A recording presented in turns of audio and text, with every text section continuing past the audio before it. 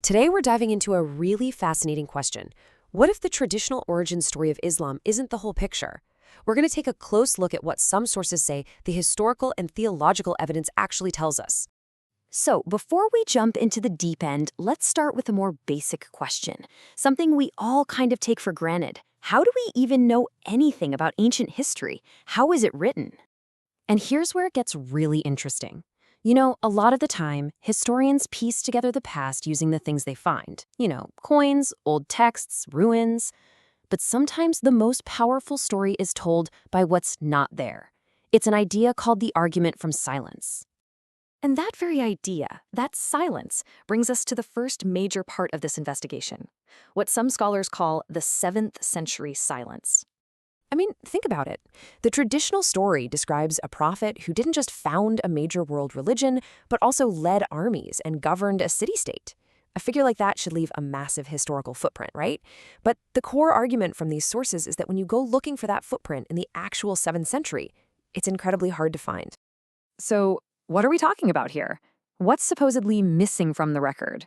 Let's break down the specific pieces of evidence that researchers say just aren't there when you look for them. And wow, when you see it laid out like this as a checklist, the argument becomes pretty stark. The sources are asking, where are the texts from that exact time mentioning a prophet named Mohammad? They say they can't find them.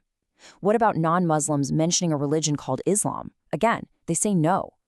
Arabic inscriptions, coins, even maps pointing to a major trade hub like Mecca? According to this line of research, the answer from that specific century is a resounding no across the board. This timeline really puts that gap into perspective. See, way over on the left, you have the traditional life of Muhammad in the early 600s. But look how long it takes for concrete evidence to actually pop up. The very first time his name appears on an inscription isn't until 691 AD. That's a full 60 years after he supposedly died. The first coins? Even later. And get this. The first complete biography we have, the Sirah, wasn't written until the 830s. That's a 200-year gap.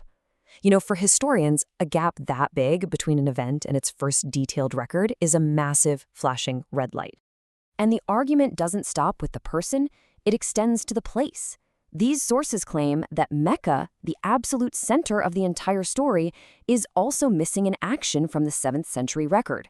They say it just doesn't show up on maps or in trade documents, and that archaeology hasn't found evidence of it being a major, bustling city back then. Okay, so that's pillar number 1, the argument from historical silence. But the sources we're looking at present a second, completely different line of evidence. This one doesn't come from what's missing in history, but from what is present inside the Quran itself, specifically how it talks about other holy books. It really kicks off with verses just like this one. Here, it's telling Christians, the people of the gospel, to judge by what God revealed in it. This immediately brings up a huge question. Which gospel is it talking about? The one Christians were actually reading in the 7th century, or some lost original version that no one had seen for centuries? And the crucial clue, according to these sources, is in the original Arabic. The Quran often uses this phrase, bayna yadayhi, which literally translates to between his hands. The argument is that this phrase always refers to something that's tangible, something physically present that you can hold, not some abstract idea of a text that disappeared a long time ago. Then there's another key Arabic word, muhaymin. This is used to describe the Quran's relationship to those earlier scriptures, the Torah and the Gospel. It means guardian, witness, or overseer.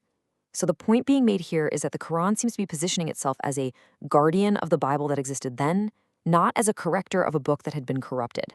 So, if we follow this line of reasoning, that the Quran is actually confirming the integrity of the Bible as it existed in this 7th century, this creates what the source material frames as a massive theological dilemma. And this slide just lays out the dilemma perfectly. According to the sources, you're left with 2 options, and neither one works. Let's take a look. Option A, let's say the Bible was preserved and the Quran is telling the truth by confirming it. Well, that Bible has core teachings, like the divinity and crucifixion of Jesus, that flat out contradict Islamic theology. Okay, so what about option B? Let's say the Bible was corrupted. Well, if that's true, then it means the Quran is confirming a false book and that Allah is commanding people to follow a corrupted scripture. You see the problem? The analysis argues that it's a paradox with no escape. And this quote really is the bottom line of the whole theological argument. It's simple. You can't truthfully confirm something that's a lie. And God would not command people to follow books that were known to be corrupted.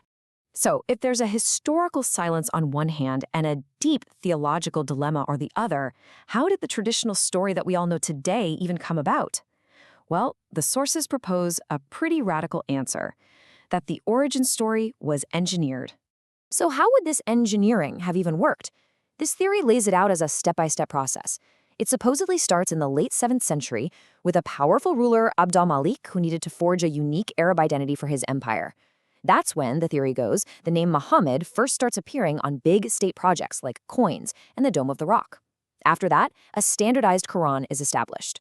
And then finally, starting around 750 AD, the next dynasty, the Abasids, begin to fund the writing of the detailed biographies and traditions that put a prophet, a place, and a story all together in Mecca. So, the final conclusion of this entire analysis is that the traditional story of Islam's origins might not be a direct memory from the 7th century at all. Instead, it might be a story that was constructed later, in the 8th and 9th centuries, for very specific political and theological reasons. All of this leaves us with one final big thought to chew on. If history is like a giant puzzle, we use the evidence as our pieces and the traditional story as the picture on the box that guides us. The question this whole analysis raises is, what do you do when the pieces you actually find don't seem to fit the picture on the box at all?